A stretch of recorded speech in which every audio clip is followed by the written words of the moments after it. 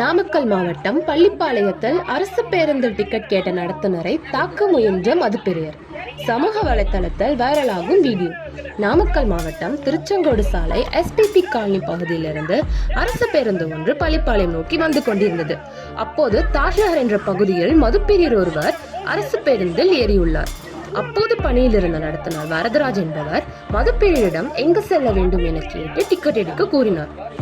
இதனால் மது போதையில் இருந்த அந்த ஆசாமி, என்னிடமே டிக்கெட் கேட்கிறாயா என அவரிடம் வாக்குவாதத்தில் ஈடுபட்டு அவர் சட்டையை பிடித்து தாக்க முற்பட்டார்.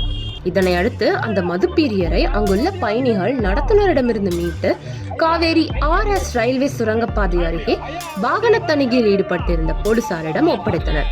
இதனை அடுத்து போலீசார் அந்த நபரை கடுமையாக எச்சரித்து அனுப்பி வைத்தார்.